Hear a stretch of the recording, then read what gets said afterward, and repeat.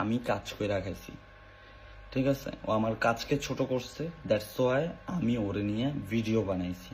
আজকের পর থেকে অনলাইন প্ল্যাটফর্মে যদি তোমাদের আব্বুর কোনো হলাম আমি, যতদিন পর্যন্ত সে এটার জন্য মাপ চাইবো না ততদিন পর্যন্ত আমি তারে ঝুলামো। গাইস এখানে আমার কথা হইতেছে তুই কোন চ্যাটার বাল যে ওমরন ভাইয়ের তোর কাছে মাপ চাবে? আচ্ছা যা আমি মানে নিলাম ওমর ভাই তোর কাছে মাপ চাবে, বাট কোন দোষে মাপ চাবে এটা আমাকে বল। এখন ওমর ভাই কোনো ভুল না করে তোর মতো অপুর কাছে আসে মাপ চাবে, ভাই বিষয়টা হাস্যকর। এখন গাইস বিষয়টা হাস্যকর হলে করার কিছু নাই, কারণ এই অপু ভাই সে বাংলাদেশ থেকে দুবাইতে যাওয়ার পরে নিজেকে দুবাইয়ের প্রেসিডেন্ট মনে করতেছে। তাই তোমরা অপু ভাইয়ের কথার মধ্যে মাঝে মাঝে ইংলিশ দেখতে পারবা, অথচ মজার কথা হইতেছে বাংলাদেশে থাকাকালীন অপু ভাইকে তো কুত্তাও টাইম দিত না। মানে গাইস বিষয়টা কতটা হাস্যকর এটা তোমরা বুঝতেই পারতেছো। গাইস বিষয়টা কিন্তু তোমাদের কাছে মজার হতে পারে, কিন্তু এটাই বাস্তব। এই চুদানের পোলা বাংলাদেশ থেকে দুবাইতে যাওয়ার পরে নিজেকে দুবাইয়ের প্রেসিডেন্ট মনে করতেছে। But so hey guys, welcome back. I hope কি তোমরা সকলে ভালো আছো এন্ড আমিও ভালো আছি। গাইস কয়দিন ধরে দেখতেছি অপু ভাইকে নিয়ে সবাই একটু বেশি সমালোচনা করতেছে। পরে বিষয়টা নিয়ে আমিও একটু ঘাটাঘাটি করে দেখলাম অপু ভাই এটা হইতেছে অরিজিনালি একটা মাদারচোদ। আজকের ভিডিওতে এই মাদারচোদের কিছু কথা রিপ্লাই দিব, তাই তোমরা সম্পূর্ণ ভিডিওটা দেখতে থাকো। সো গাইস আজকে আমি আপনাদেরকে বলবো কিভাবে আমি ওমরন ফায়ারের ফ্যান হয়ে গেছি। আমি আসলেই একজন বড় বিগ ফ্যান ওমরন ফায়ার। Salute brother, salute.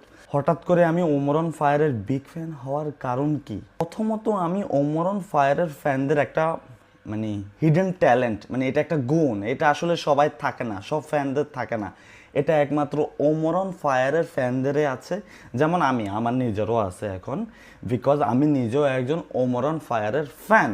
তো আমাদের একটা হিডেন ট্যালেন্ট অ্যান্ড আমাদের একটা বিশেষ গুণ হলো আমরা মানুষের ভিডিও ভালোভাবে দেখি আর না দেখি ওইখানে গিয়ে কমেন্ট করি ওমরন ফায়ার আমাদের আব্বা, ওমরন ফায়ার আমাদের আব্বা, ওমরন ফায়ার আমাদের মানে ওমরন ফায়ার আমাদের আব্বা, ওমরন ফায়ার আমাদের আব্বা।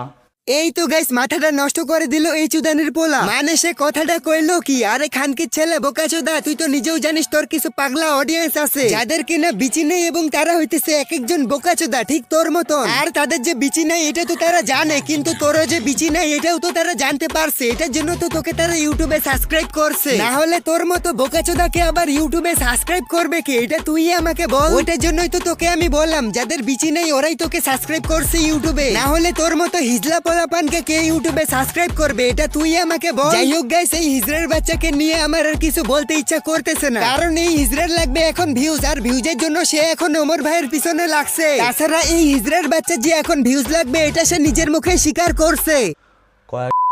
আজ রোস্টার আমারে বলছে যে আমি নাকি ভিউর জন্য ওমরন ফায়ারকে নিয়ে কথা বলছি।